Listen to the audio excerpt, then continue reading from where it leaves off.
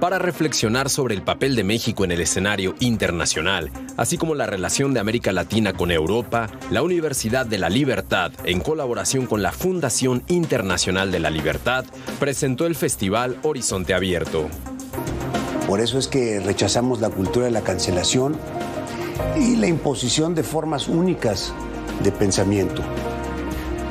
Por eso celebro el convenio que firmamos hace apenas 3 meses con la Fundación Internacional para la Libertad y la Cátedra Vargas Llosa. Compartimos con ustedes un sólido propósito, que es la promoción y la defensa de la libertad. Hay que defender la cultura de libertad en todos los ambientes, no solamente en los económicos y sociales, sino también y especialmente en el cultural.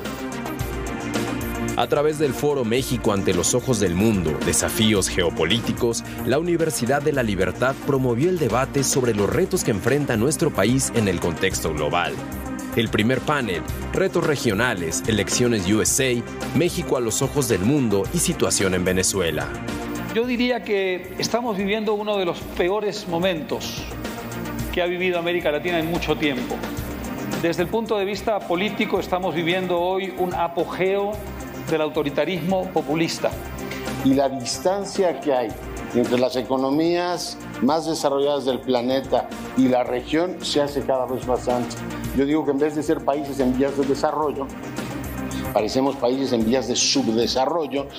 Análisis sobre libertades y oportunidades en América Latina fue el segundo encuentro. Todas las democracias estamos enfrentando desafíos de comunicación política. Estamos entablando justamente lo que necesitan nuestras sociedades, que es diálogo en el sentido literal de la palabra, intercambio civilizado de ideas. Por otra parte, si uno mira el estado de salud del socialismo, es todavía peor. O sea, la izquierda socialista propiamente tal no tiene proyecto. Se inauguró el Festival Escribidores 2024 México, Vida, Muerte y Ficción. Puede registrarse en el sitio web que aparece en pantalla y vivir la experiencia el 24 y 25 de octubre. Así, la Universidad de la Libertad refrendó su compromiso para defender y promover la libertad de ideas y pensamiento. Y deseo que este sea el inicio de una estrecha colaboración y que con la suma de nuestros talentos logremos defender y ampliar las libertades en beneficio de todas nuestras naciones. Gran pretexto, gran iniciativa, gran pretexto para hablar de las libertades esta noche. Querido Pablo Bollosa, ¿cómo estás, querido Manuel? Muy buenas noches, Sergio Vela. Querido Sergio, ¿cómo estás? Querido Manuel, Pablo, querido. Vamos a extrañar hoy al maestro Gabriel Díaz. Resultó insustituible. Insustituible. Nadie puede ocupar ese espacio. Sí, es suyo, nada más suyo. Estuvieron ahí ustedes, además, por cierto. Sí, bueno, y obviamente hay que celebrar cualquier alianza en favor de la libertad. Y luego, para poner eso precisamente en práctica, también estuvimos en el festival de los... Bueno, no es un festival, es el encuentro. Es un encuentro de escribidores 2024. Muchos me dicen, oye, pero escribidores, ¿no se dice escritores? No, escribidores. A ver, ¿por qué? ¿Por qué escribidores? Por La tía Julia y el escribidor, una novela muy, no solo muy importante, sino sumamente divertida. Muy divertida. De Mario Vargas Llosa, y como parte de la alianza que tenemos con el Centro Vargas Llosa, pues precisamente... se hace este festival de escribidores por La tía Julia y el escribidor, que es acerca de un escritor de radionovelas en Perú que empieza a perder la razón y empieza a confundir sus muchos personajes, escribe muchas radionovelas a la vez, todas con gran éxito, y empiezan los personajes de una radionovela a participar en la otra, y es al mismo tiempo que caótica, pues realmente es una fiesta y una alegría esa novela increíble, se la recomiendo muchísimo. Pero bueno, en el encuentro de escribidores, que por primera vez se celebra en México, porque se ha celebrado previamente en Málaga, en España, pues Sergio y yo tuvimos la oportunidad de participar en algunas mesas, y pues un cartel importantísimo de escritores de México, de España, de Chile, de Argentina, de Perú, no sé si me falta algún país. Guatemala. Guatemala, claro. Guatemala también.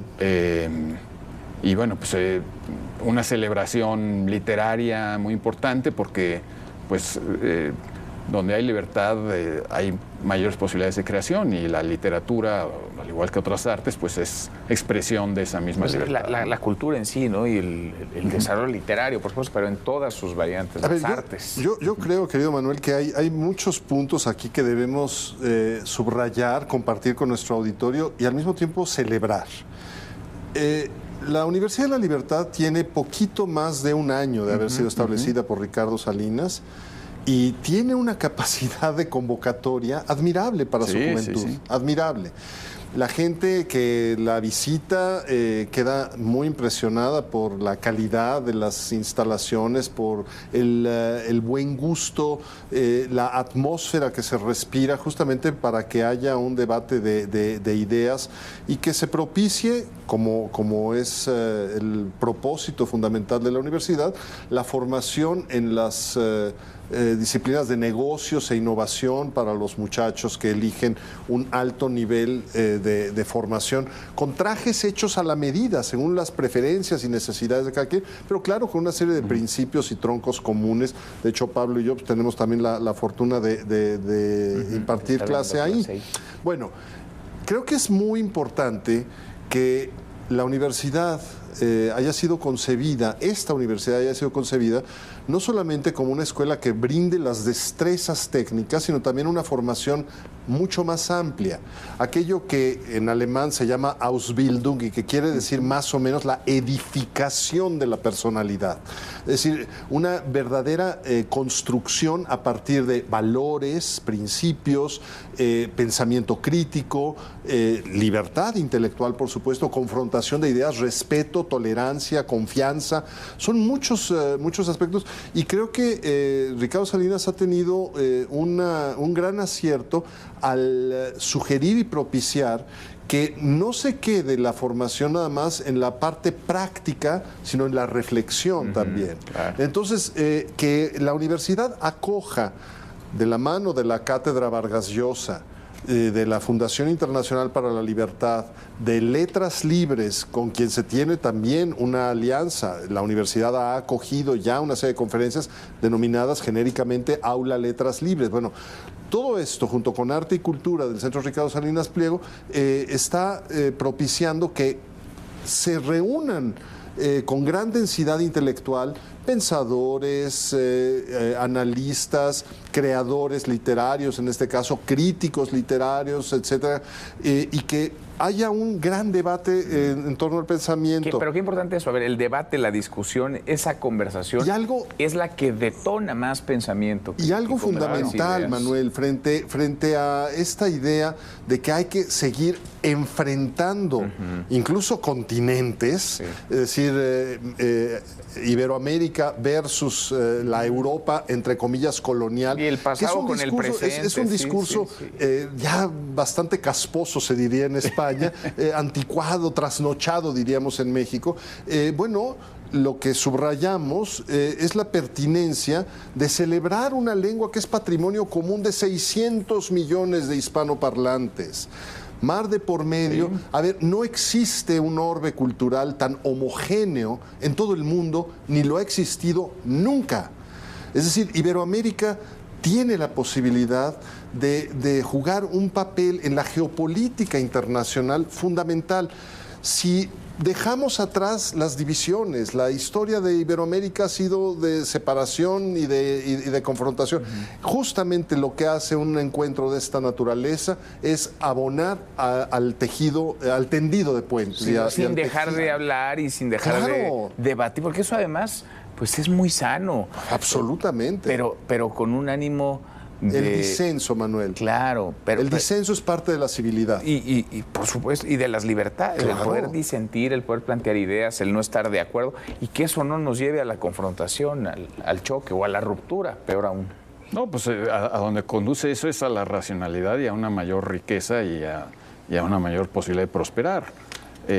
Todas las personas, en este caso específico que es de escritores o de escribidores, pues también es una reivindicación de la importancia que tiene la literatura y la palabra escrita, ¿no? los antiguos, bueno, no los antiguos, desde el siglo XVII se ha dicho eso de que verba volant, scripta manent, o sea, que las palabras habladas se las lleva el viento y que lo escrito permanece. Y eso es muy importante porque las personas, yo siempre digo, las personas pensamos de tres maneras. Pensamos sin habla, pensamos con habla y pensamos con escritura. Y esta última manera de pensar, con la escritura, es la manera que precisamente, no solo históricamente, sino en el desarrollo de cada uno de nosotros y en las sociedades, es por escrito como se discute mejor, como se avanza mejor, como se critica mejor. Toda la tradición crítica que ha dado la ciencia, la tecnología, todo eso está por escrito. La mejor literatura pues también se hace leyendo y escribiendo. Y esta, digamos, esta oportunidad de acercar a tantos muchachos y al público en general, porque además Escribidor está abierto a todo aquel que quisiera ir, y muchísima gente fue, pues esa posibilidad de acercar a estos futuros empresarios a la importancia que tiene la literatura, la palabra escrita, pues me parece también absolutamente importante. La trascendencia, ¿no? Claro, porque es la manera en la que se piensa mejor por escrito. Por eso es la importancia de aprender también y a plasmar esas ideas. Yo celebro muchísimo que haya habido tal afluencia de jóvenes. Sí. El día de hoy, bueno, hago primero un pequeño recuento para explicar bien en qué consistió. Roberto Salinas, que además está llevando admirablemente las relaciones internacionales de la universidad, propuso, junto con la Fundación Internacional para la Libertad, una víspera, fue el miércoles, las imágenes que veíamos, donde se hacía, a través de dos importantes mesas de análisis, una visión de México ante los ojos del mundo. ¿Cuáles son los retos que México está enfrentando ahora? Donde vimos a Michael Reid, Arturo Fontaine, Ibabel Arroyo, Leonardo Curcio, el propio Roberto Salinas, en fin, fue un par de mesas muy sustanciosas. Y el miércoles de fin de jornada se declaró inaugurado el encuentro de escribidores que se llevó a cabo ayer y hoy. Terminó hace un rato, donde la nómina de participantes es realmente muy atractiva. Es decir, lo mismo de México estaba Mónica Lavín, o Guillermo Arriaga, o Christopher Domínguez, o Alberto Ruiz Sánchez, Raúl Quintanilla, Gerardo Enrique Serna, de España José Manuel Fajardo, de Chile Arturo Fontaine, en fin, es decir, una muy valiosa nómina, como decía antes, con gran densidad intelectual y además con mucha amenidad. Fue un encuentro gozoso.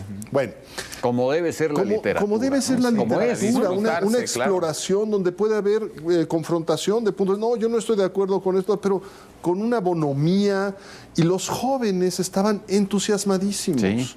Eso me parece realmente estimulante, alentador. Yo soy una persona que tiende a no usar mucho la palabra esperanza, porque Goethe decía, bueno, lo decía Mefistófeles, ya sabíamos quién lo apuntaba, ¿no? Que la esperanza y el temor son los enemigos del hombre.